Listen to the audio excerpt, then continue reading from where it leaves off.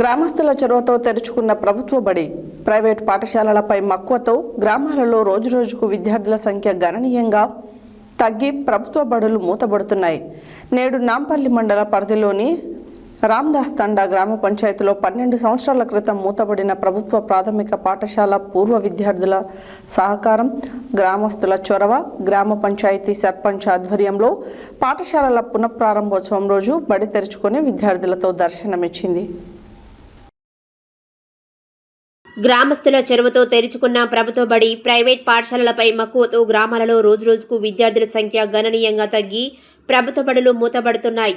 నేడు నాంపల్లి మండల పరిధిలోని రామదాస్ తండా గ్రామ పంచాయతీలో 12 సంవత్సరాల క్రితం మూతబడిన ప్రభుత్వ ప్రాథమిక పాఠశాల పూర్వ విద్యార్థుల సహకారం, గ్రామస్తుల చొరవ, గ్రామ పంచాయతీ సర్పంచ్ ఆధ్వర్యంలో పాఠశాలల పునఃప్రారంభోత్సవం రోజు బడి తెరుచుకొని విద్యార్థులతో దర్శనమిచ్చింది.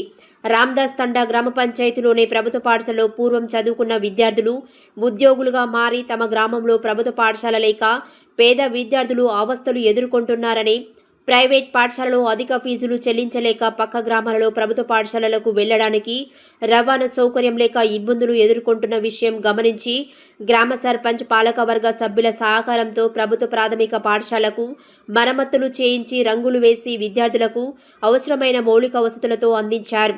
పాఠశాల 12 సంవత్సరాల తర్వాత పునఃప్రారంభం చేస్తున్న విషయాన్ని మండల విద్యాధికారి తెలియజేయడంతో సోమవారం మండల విద్యాధికారి మల్లికార్జునరావు నాంపల్లి జిల్లా పరిషత్ ఉన్నత పాఠశాల గెజిటెడ్ ప్రధానోపాధ్యాయులు అజయ్ కుమార్తో కలిసి రామదాస్ తండాలో నూతనంగా తెరుచుకున్న ప్రభుత్వ బడికి 15 మంది విద్యార్థులు చేరడంతో వారికి పాఠ్యపుస్తకాలు అందించారు.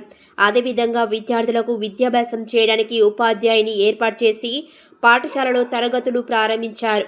రామదాస్ తండాలో నేడు ప్రభుత్వ బడి తెరుచుకోవడంతో గ్రామ ప్రజలు ఆనందంతో తమ పిల్లలను పాఠశాలకు పంపడానికి ఉత్సాహం చూపించారు. ఈ సందర్భంగా మండల విద్యాధికారి మల్లికార్జునరావు మాట్లాడుతూ ఉన్నత అధికారుల దృష్టికి ఈ విషయాన్ని తీసుకెళ్లి విద్యార్థులకు అవసరమైన వసతులు ఏర్పాటు చేయడంతో పాటు ఉపాధ్యాయులను కూడా నియమిస్తామని తెలిపారు. గతంలో మూతబడి పశువుల దొడ్డిగా మారిన ప్రభుత్వ పాఠశాలను తెరిచి విద్యార్థులకు అందించాలని సత్యాన్యూస్లో వచ్చిన కథనాలకు స్పందించిన గ్రామస్తులు నేడు పాఠశాల ప్రారంభించడంతో సత్యాన్యూస్కు కృతజ్ఞతలు తెలిపారు. ఈ కార్యక్రమంలో గ్రామ ప్రజలు, యువకులు, గ్రామ సర్పంచ్, పాలకవర్గ సభ్యులు, పూర్వ విద్యార్థులు, ఉద్యోగులు తదితరులు పాల్గొన్నారు.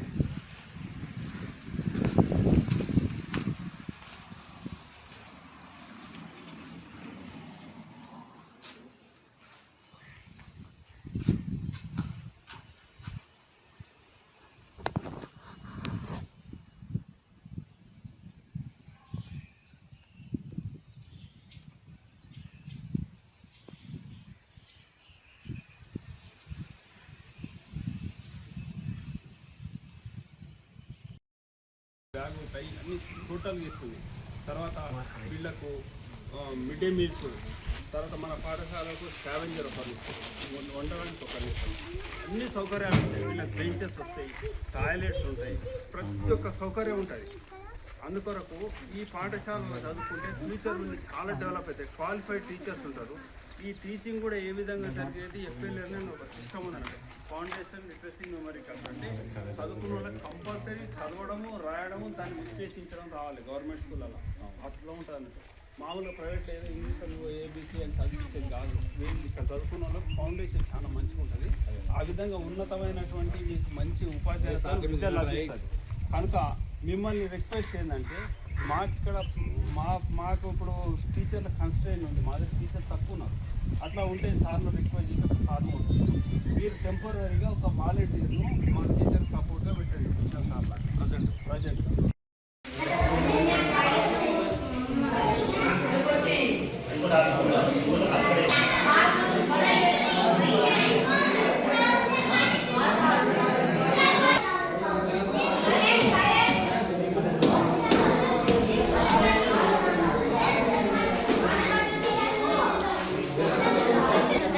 Oh my.